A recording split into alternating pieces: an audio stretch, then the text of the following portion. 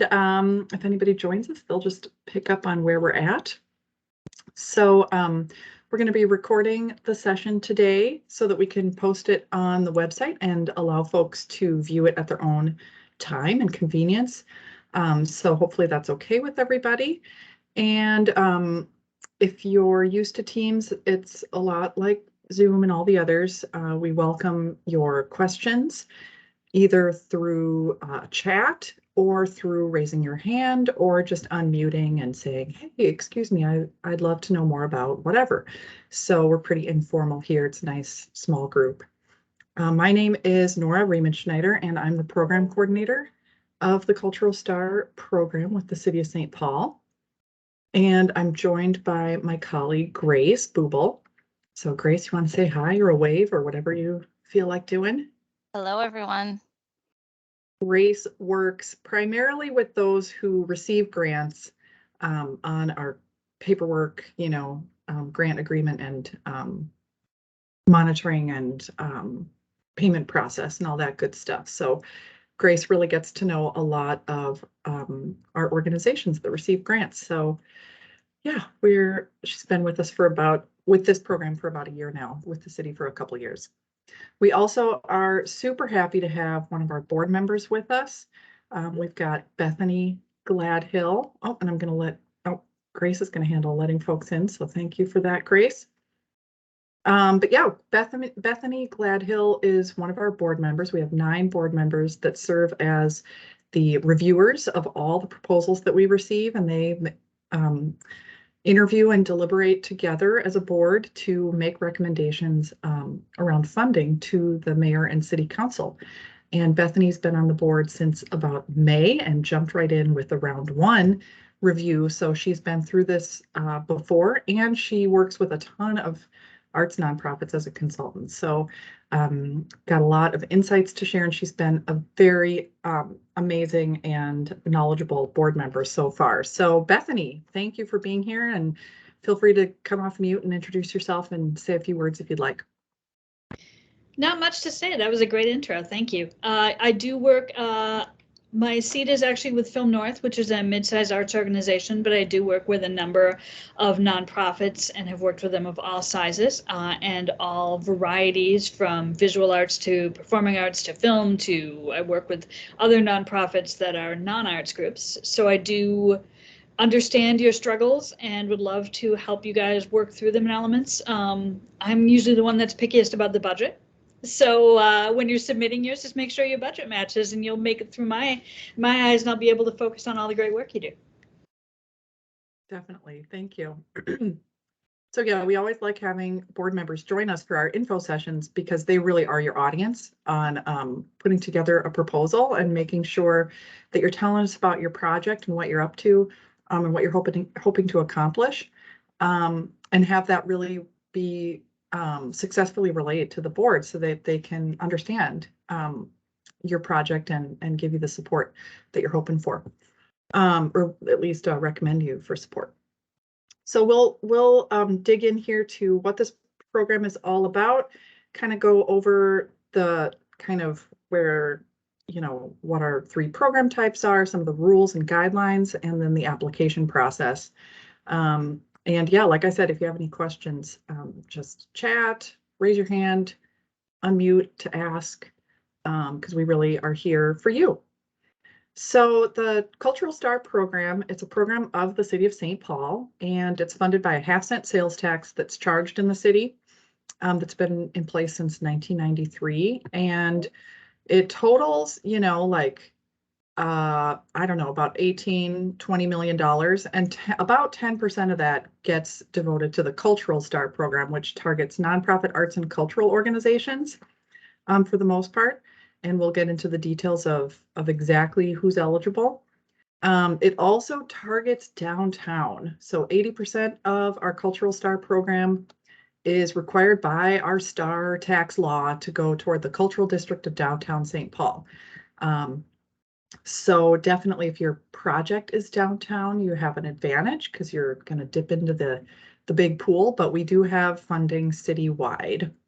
And we have funding for programming and organizational development, so generalized operating, but not like operating fund, and capital expenses. And all of our program guidelines, link to the application, all that good stuff is on our website at stpaul.gov/culturalstar. And for the timeline for this round, we typically have 2 application cycles per calendar year. So this is going to be round 2 that we're in right now. The deadline for the applications will be Friday, September 23rd at 4 p.m.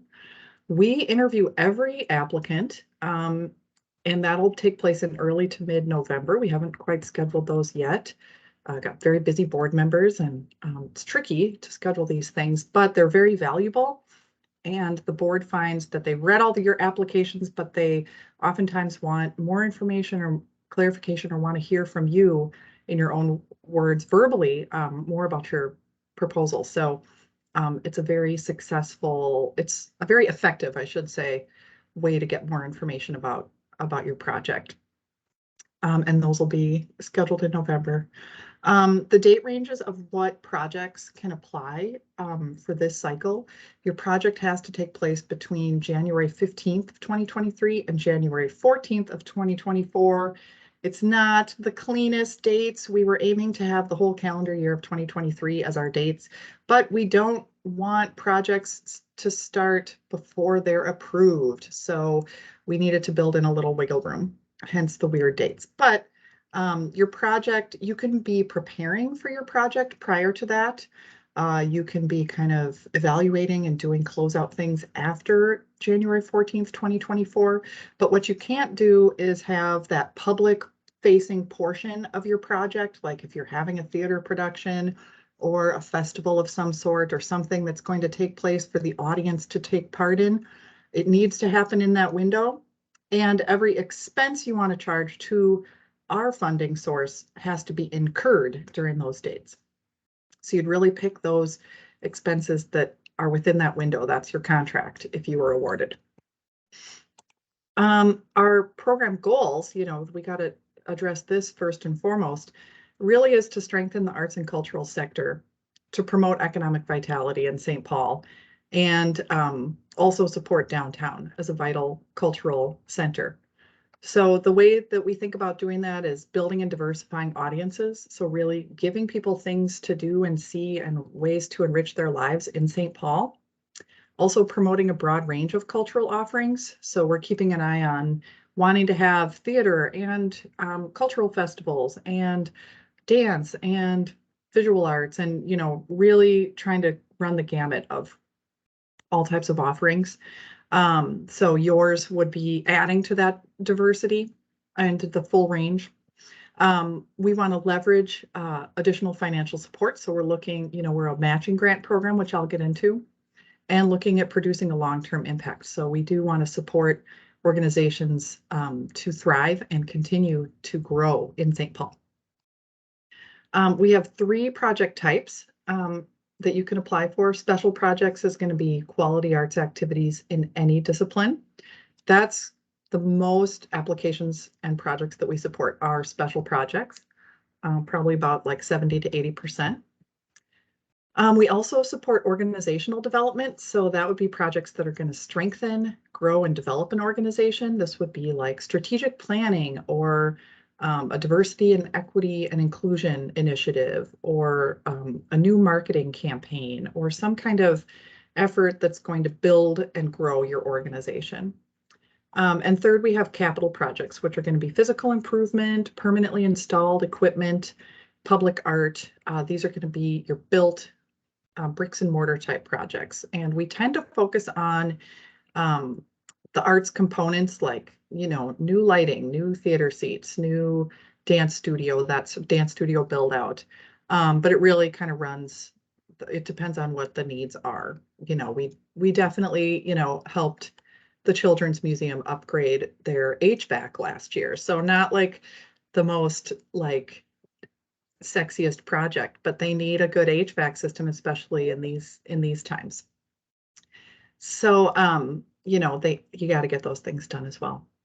Those are our 3 project types. I had mentioned earlier the downtown cultural district, where 80% of our funds are targeted. And we have a map here. Basically, it's pretty much what you think of as downtown St. Paul. And it includes Raspberry Island and Harriet Island. So that's, it's going to include Lower Town, the kind of core of downtown, the Mears Park, Rice Park, all that. So, and this is targeted to nonprofits and unincorporated groups. So that's going to be groups that use a fiscal sponsor. If there's anybody on the call who owns a business and you'd be applying as a business, a for-profit business, you could do that if your project takes place in the cultural district, so that businesses are restricted to downtown and they compete in our smaller pool.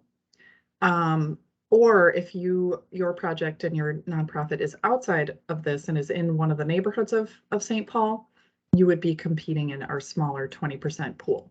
So there's funding available. It's just not as much. And I'm just trying to think of the top. I don't know why I don't have this written down, but the amount of money funding that we have in each pool, I believe we have, Grace, maybe you can look that up for me on our website. And we'll share that in a minute. And I'll just keep going with the guideline summary. We had already gone over the project dates, mid-January 15th, 2023 through January 14th of 2024 for what projects are eligible. Our minimum grant request is $5,000. We don't make grants for smaller than that. And this is a one-to-one matching program. So we really do look for you to be funding your project with other funding sources as well. So you would be showing us that you're asking for $5,000 at a minimum from culturalstar. And if that's what you're asking for, you'd also have $5,000 from other sources that you're contributing to the project. And that would mean that your project budget total is $10,000 or more. So this other sources would be sources like private sponsors, other grants like MRAC or from foundations or the State Arts Board. It could also be ticket revenue and other earned revenue. And it could be individual donations and that sort of thing.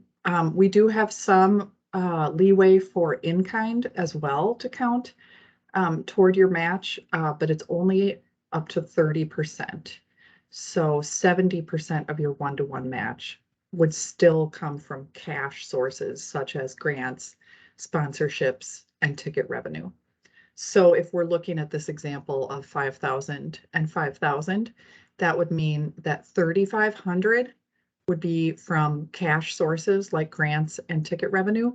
And then up to 1,500 could be in kind, like you're getting your space donated and it's worth a certain amount. You have volunteers that are going to help out and they would be valued at $15 an hour. So you could kind of do the math and figure out how many volunteer hours could count. Maybe your marketing is going to be donated pro bono. You could count the value of that, those services, that sort of thing. So we do have some ways to count that sort of matching. And to move on to, actually, this might be a good place for some questions. Does anybody have any questions so far? We've kind of gone over a lot of the nuts and bolts of the program. It gets a lot of detail. I'm going to support Nora in saying that the more detail you can give on your match, the more it speaks to how viable the project is. So if you just have a bunch that says ticket sales $1,000, that's okay. But if you have, ticket sales, 1,000 at, $1 each or whatever, anything you're doing with that really helps us get a sense of how viable it is and the kind of audience you're relating that to. Yeah, that's great advice. And it can help too to say, well, last year we did a project of this size and we had this much ticket revenue. So we're using that estimate or, kind of giving us the background on how you are estimating the revenue that you're going to have. And I do want to mention now too that we had another board member that was able to join us, Lindsay Kimball.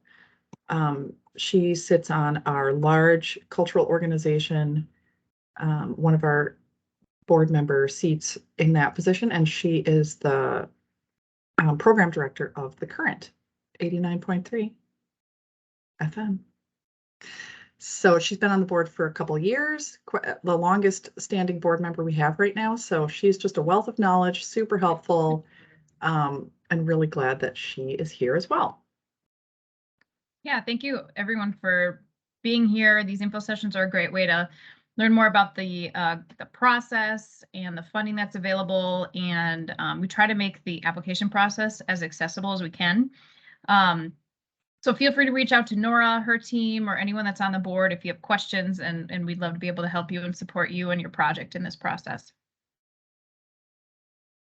Thanks, Lindsay. Great, and we do have a really good, helpful question that's going to be something I should start with this more often. So Selena is asking about operating a program and offering financial assistance for a dance program in downtown St. Paul. So that is a super great question. One thing we want to be sure of is whether, like, to be aware of is whether or not you are a business, for-profit business, or a nonprofit. So it'll just be, that'll help you know if you're going to be competing for our smaller pool or larger pool of funding. And as far as operating and financial assistance for students, we are always looking for kind of a beginning, middle, and end type project. We do not fund activities that are just your regular operating activities.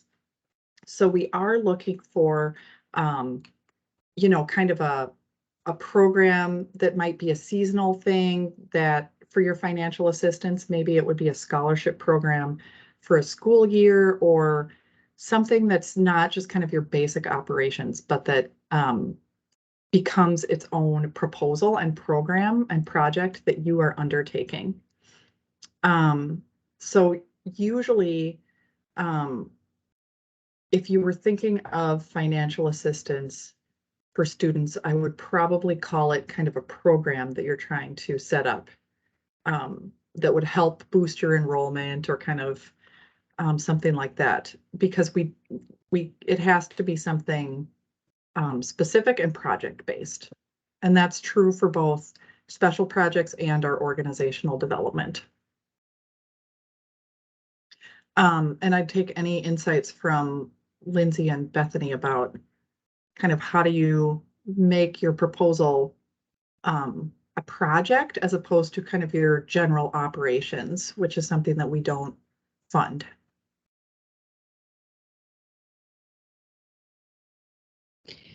I think a key thing is the why now.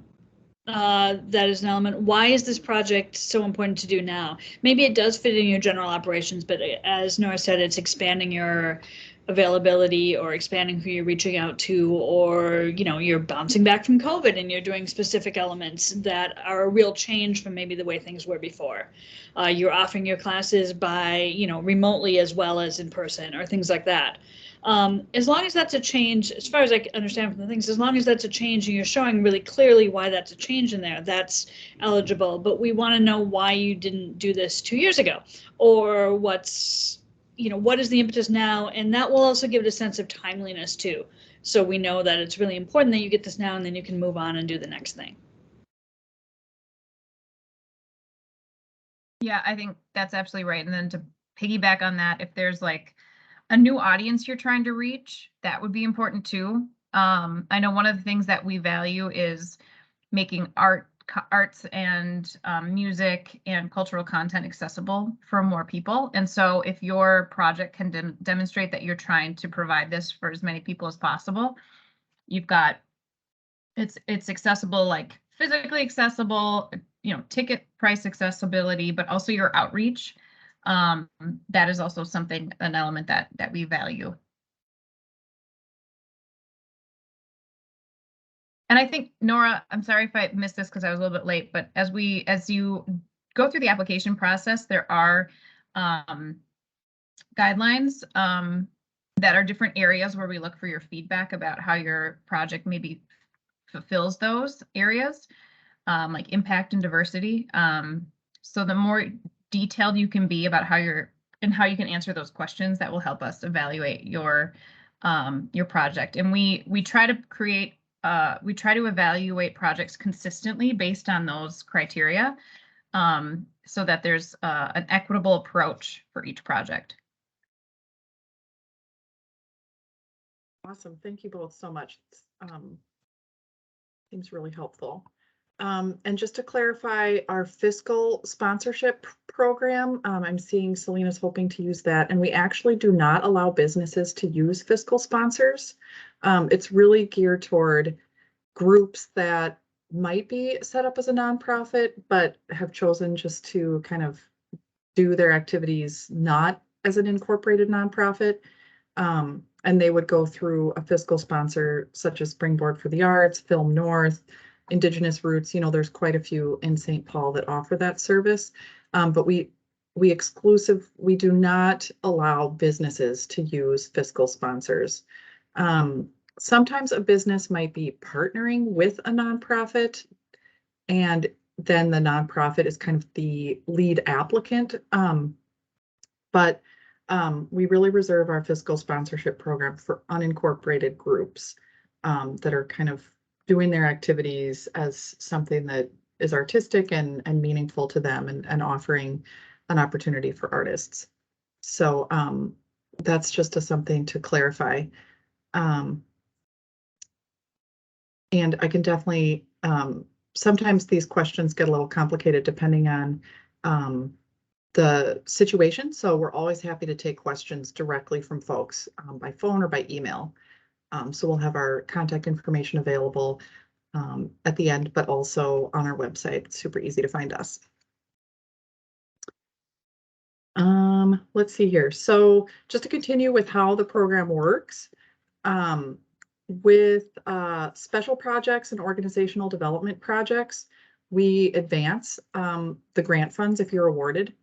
And then we advance 80% of the funds at the beginning and 20% comes at the end. So we're a little bit different than some of the other programs. We don't advance quite as many of the funds. So it's a little, that can pose a challenge, and it's good to know upfront that that's how we disperse the grant funds.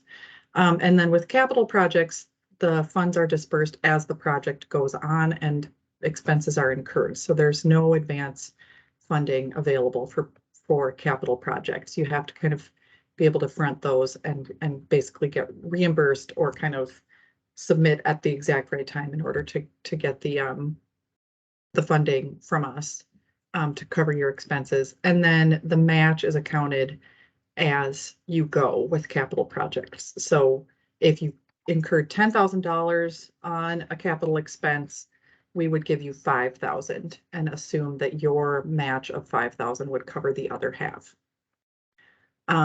So that's just something to know in terms of planning on using the funds if you are awarded.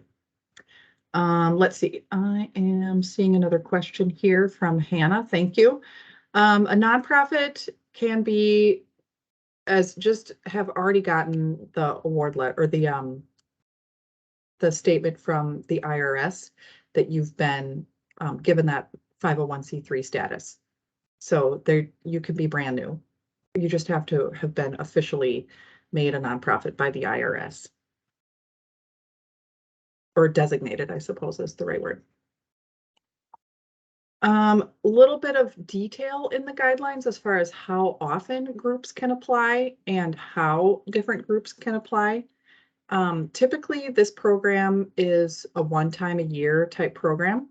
So a nonprofit can apply, and if you're awarded in round one, that's your shot for the year. However, we do have the opportunity for St. Paul-based nonprofits that are in the neighborhoods, not in the cultural district, to receive 2 awards a year, one project in the cultural district and one project outside of the cultural district. And that can be in the same round or 2 different rounds. And this becomes a good opportunity to kind of tap into that downtown cultural district pool of funds. So it's a kind of just a way to give St. Paul-based nonprofits a chance since we have a really skewed availability of funds. I'm not sure I'm seeing anybody who that applies to, but I guess Film North would be the best example of the one that's come up today. Film North is based in the Creative Enterprise Zone off University and Vandalia. So they could apply twice in 1 year.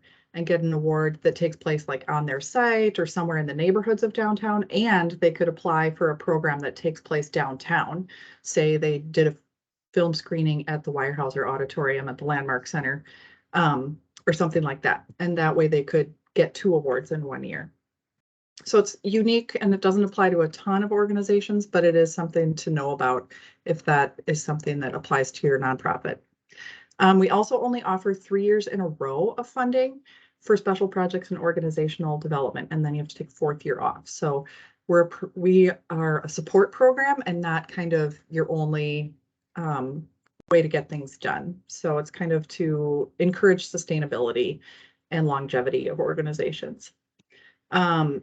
In the 4th year, groups could apply for a capital project if you have a physical space that you're housed in.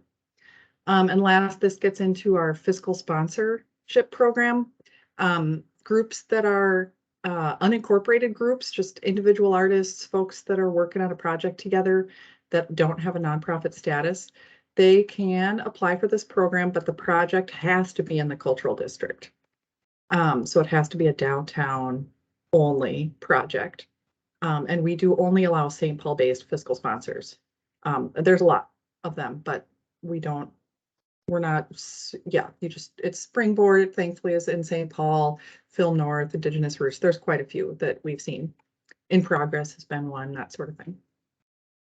So those are some of the details. Gets a little bit deep here. So let's move on to how you apply for the program. So we have an online application portal that you can click to from our website. So stpaul.gov/culturalstar. And from there, you just click on our Apply Now button, and it takes you to a system that we use called Zoom Grants. And you'll want to set up an account if you don't already have one. If you do have one, or if your organization has applied before, it's pretty much best to have one login for everybody, so that you're always applying with the same applicant contact, the same login. It's nice to just have a one-stop shop for an organization as opposed to having like 2 or 3 people that have used their email address to apply. So just something to note there, but it's a pretty user-friendly, basic program. There's not a lot to it. It's kind of a 4-step process where you just give us your organization information. We have a pretty short application as applications go. And then we have a budget page and a place to upload some documents that we require. And now we can get into the evaluation criteria that Lindsay had mentioned earlier. We are going to evaluate your proposal based on 4 criteria: impact, quality, ability, and diversity. And there's kind of this combination of, you tell us how you define these things, like what is the impact you're looking to make, and how successful will you be, how will you be successful in making that impact, and also thinking about what Cultural Star is aiming to do, which is things like diversify and build audiences, and make it possible for people to enjoy cultural and artistic programming in St. Paul, that sort of thing. With quality, we're really looking at who is putting your program together. Who are the artists that are engaged? How did you choose those artists?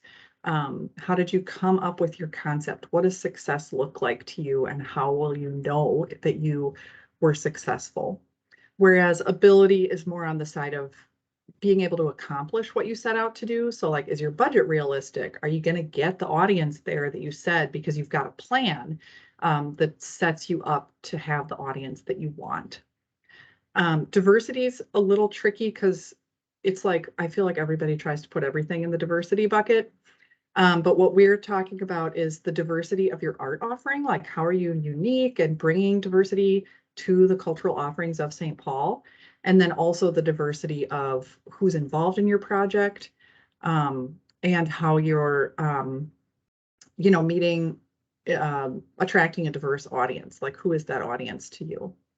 And I would love Bethany and Lindsay to jump in and speak to how they see these. And then also, this might be a good time for questions too. So feel free to bring on some questions. Any thoughts? Lindsay, we'll maybe start with you this time. And we do have one narrative question for each of these evaluation criteria to kind of get your take on how you'll achieve these. Yeah, so in the guidelines, each of these are defined, and then there's a bunch of prompt questions to help you think through them, but also answer them in a way that gets us the information we need to assess each of these. And so not every question will apply to your project depending upon what the proposal is. But those questions are really there to help us get to the heart of like, what is the impact of your project? What's the quality? And quality can get at like the ability to do the project and carry it out. And then sorry, that's quality. And then there's ability, sorry. And then diversity. So I would lean on those questions to make sure that you're answering or getting at what we need to look at these criteria. I would also say that when you're looking at this, really define what that means for your organization, because that can mean different things for different organizations. And you're not going to be penalized if your idea of quality is different. If you're working with, we're not going to say that somebody working with, say, a youth choir that's bringing in youth for the first time doesn't have to compete on the same quality artistic level as the SPCO. Whereas it might, but what does quality mean for you and what are the elements of that? The more that you can say that, to say, hey, this is a brand new group to us, and so we're hoping that they can just manage to learn rehearsals and get through this piece and have some people attend, that's great. But same with any of those elements. What is the impact? How is that going to move your organization forward? In the ability, be honest about it. Hey, this is a new initiative for us, and we think that we've got it handled with this, this, and this, but something might come up. That's perfectly okay. Just be super transparent about what those things mean and sort of the where are you now and where are you going, and that will go a long way toward showing us what you're trying to do. Absolutely, that's super helpful. So yeah, all of these evaluation criteria are much more spelled out in greater detail on our website in the guideline sections. So you'll see our evaluation criteria have kind of these bulleted questions that help kind of, like Lindsay said, maybe not all of them apply to your project, but it kind of helps you see and think about how you can answer, how will our project benefit St. Paul and what impact will it have? In what ways will it increase access to different art forms and cultural offerings and address cultural needs and reach audiences? So we have some prompts that help. And then it also explains the scoring criteria. So each of these 4 criteria is worth 5 points for a total possible score of a proposal as 20 points. So it spells out what each of those scoring levels means. And like Bethany said, every project is really different. We often have an application from an arts group that focuses on new music. And new music is kind of niche, it's unique, it's different. Not everybody's going to love new music. And their audience is smaller. But they meet the needs of that audience. They're bringing something to that audience that otherwise they would not have access to, and they would not be able to experience new music in a live setting, or they would not be able to be working on their own compositions and have a chance to present them. So that really speaks to their impact. And they explain how they're accomplishing what they set out to do through their applications, and it's unique to what they're doing. So that's an example of, it's kind of depends on what you're hoping to accomplish, like Bethany had said. So definitely look to the guidelines in the application. You'll actually also see all the prompts listed to kind of help you get a sense of what questions you might answer to help us understand your impact and your quality, your ability, and the diversity of your project. So I'll move on, and please just feel free to jump in with any questions that you might have. Just kind of thinking of the nuts and bolts of the application. like with any online application portal, it can get funky. It doesn't always work perfectly. So we really never advise brainstorming and doing your free writing in the proposal. Do it separately in a Word document somewhere else so that you can really know that you're saving your work and that you're not going to lose your information that you're trying to put together. And then when you're copying and pasting it, really try to get rid of that special formatting that you might not even know is there, like using the Word functions of copying and pasting to remove special formatting, or by pasting it into like a notepad first, so that it just takes away any special characters that you might not even know are in there. Because then if you copy and paste special character type things into the program, it'll kind of trip it up and it might not save your work. So a lot of times you want to use things like all capital letters to be your headings, or a hyphen instead of a bullet point. There's kind of tricks of the trade to use a little bit of formatting through your characters as opposed to what you might use in a Word processing software to get your points across and to organize your information. And if you've done other applications, you're probably familiar with this. It can be a little frustrating, but it's kind of how they're all set up to work. And just make sure that you're seeing it save when you tab into a new field. But I do think it's fairly user-friendly and pretty basic. And we like it that way because it just makes it easier to use. Just want to summarize a little bit and give you a chance to think of some questions that you might have. But like we had said, our deadline for this round is September 23rd by 4 p.m. We do have a brief corrections period. In particular, it's really easy to not quite get the budget right. Like you might not have your expenses and your income exactly, match. Or if there's any kind of confusion about which column you used, if it's coming from culturalstar or other funds, staff will review and let you know, and we have a brief correction period. You will hear from us if we need you to make a correction, and the correction will be due by October 7th. Then you'll also be informed of when the interview is. It's a very short interview, just to kind of clarify anything that the board wanted to know more about or better understand from your application. They might be looking for updates, like maybe when you applied, you didn't know your venue, but you do by the time of the interview. You could share that information. You may have been thinking of a few different venues, but you locked something in. That's a great time to tell the board about that. And the board really then deliberates at that time, in mid-November. And one thing to know about the board's deliberations is that the board will at times recommend a slightly smaller award amount than what you've requested. And we like to think that this is a way to have some flexibility and to spread the dollars a little further. Most grants that you apply for, you kind of like, you ask for what you need and you either get it or you don't. But with this program, there's an interest in funding as many projects as possible. And sometimes that'll lead to reductions of like 75% of what you asked for, maybe as much as 60% of what you asked for would be awarded. And that's always done with the insight into the budget that you've shared and looking to make sure that the project could still happen, even if Cultural Star grant was smaller than what was asked for. The final say is with the mayor and the city council.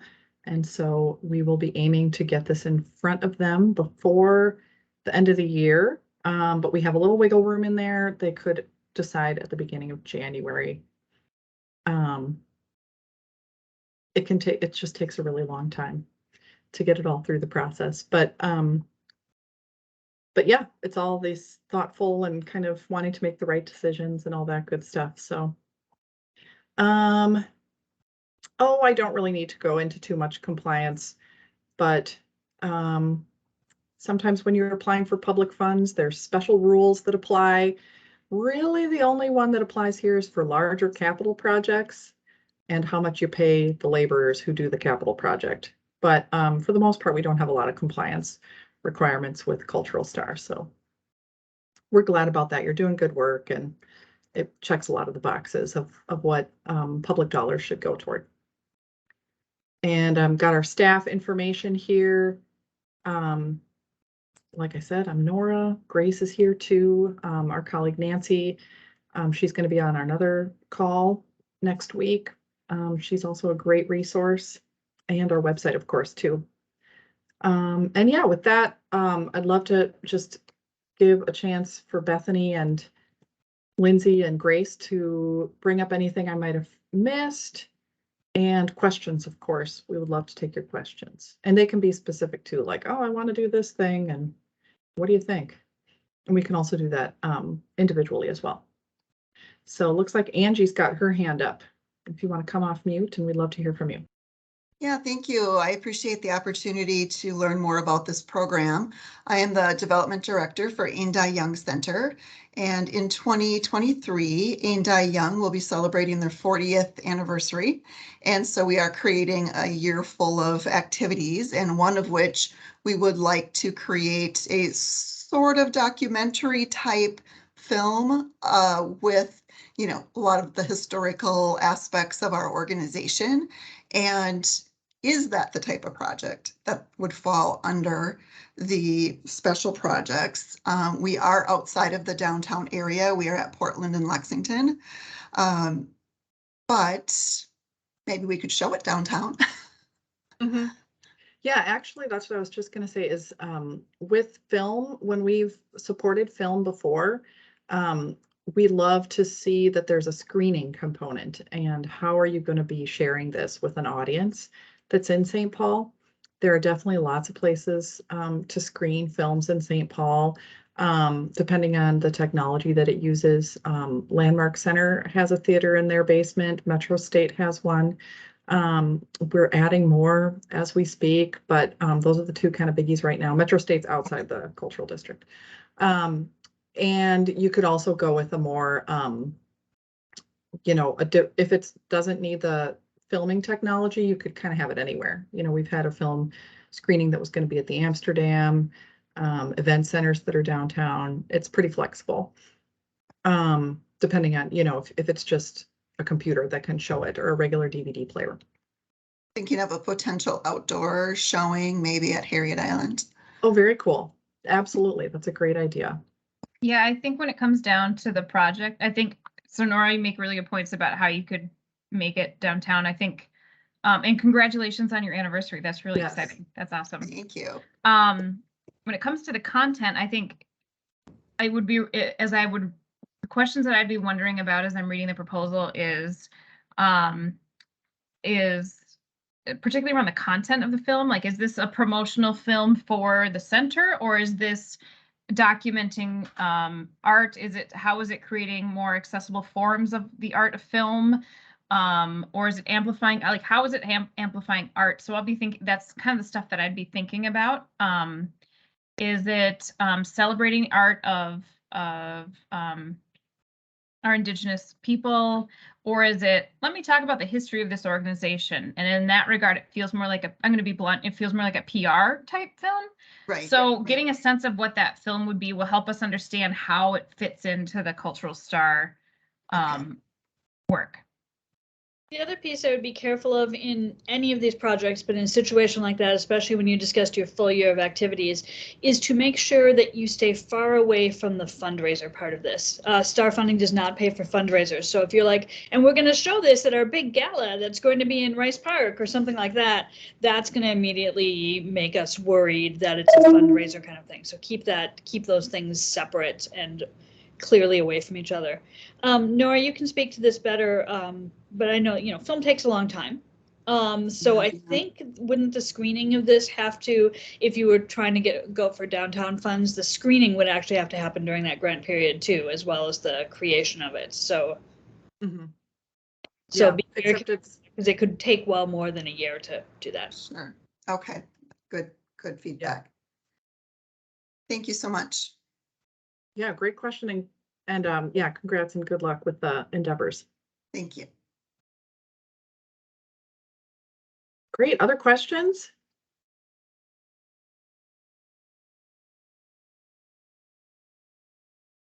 All right. Well, we've got, we do really welcome just one-on-one conversations about what you're looking to do, bouncing ideas off of us, kind of looking into applications in the past that maybe are similar to what you're proposing, and we can share those with you. All of our applications become public information, but the only ones we post online are just a few that are more kind of ones that scored highly and did a really good job of sharing what they were doing.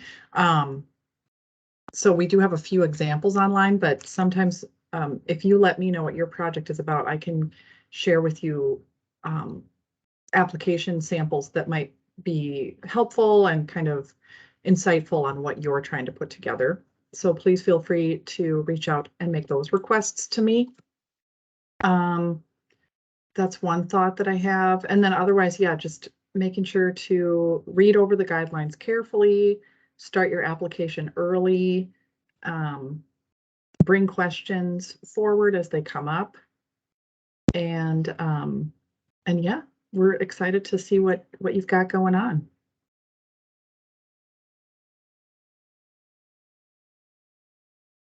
All right, I guess that concludes our info session. And I really appreciate you all taking the time today to be a part of this, and thank you for your work in St. Paul. Thank you, Nora. Thank you, Grace. Thank you. Have a good rest of the day, everybody. Thank you.